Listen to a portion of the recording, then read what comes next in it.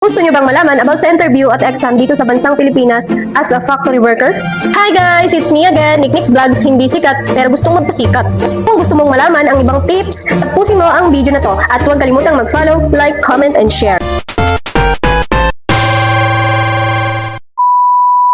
Ang mga isisiwalat ko po ay based lamang sa aking experience. Gusto ko lamang maibahagi sa inyo para meron din kayong ideya.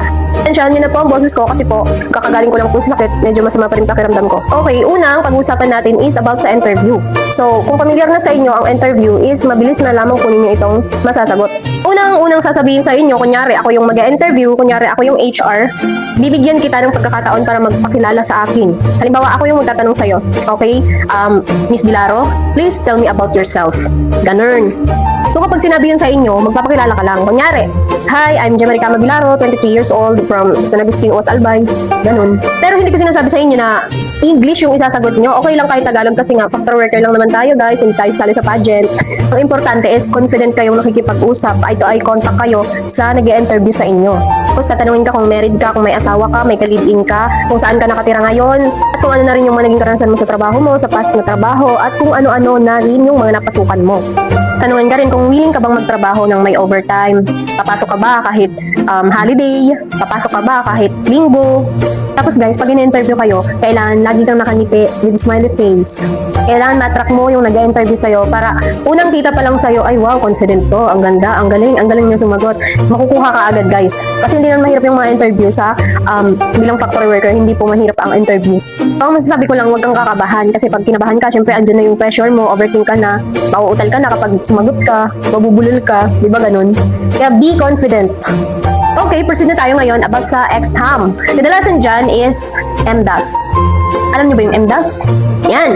Multiplication, division, addition, and subtraction. Pero kunti lang naman yun guys. Pero may ibang factory kasi na madami yung meron din yan guys, fraction.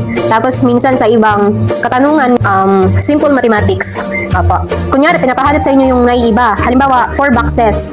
Question number 1, 4 boxes. Alin ang naiiba doon? May iba't ibang design yan. Tapos kung alin yung naiiba, yun ang sagot.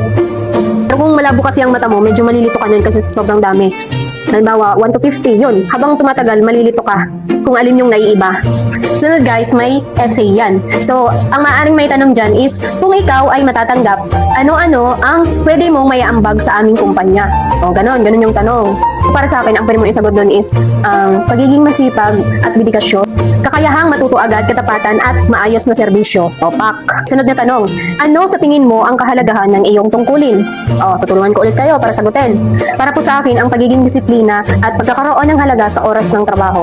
Dahil dito nakasalalay ang aking obligasyon at responsibilidad bilang isang empleyado. So, huwag niyo na pong pahabain from specific na lang po na sagot para hindi na mahaba ang inyong essay. So, yun lamang po, konting tips lamang po iyon. Hindi ko na nabahagi ang lahat. So, sana naunawaan nyo at nagustuhan nyo. So, sana may naintindihan kayo guys kahit konting tips lamang galing sa akin. Inuulit ko po, iyon po ay based lamang sa aking experience. So, dito na lamang po nagtatapos ang aking video. Sana po ay may natutunan kayo at kung ano man po ang mga nagiging karanasan ko as a factory worker ay maaari ko po yun ibahagi sa inyo kung inyong nanaisin. Kaya huwag nyo pong kakalimutang mag-follow, like, comment, and share. So, yun lamang guys. Paalam! Thank you for watching!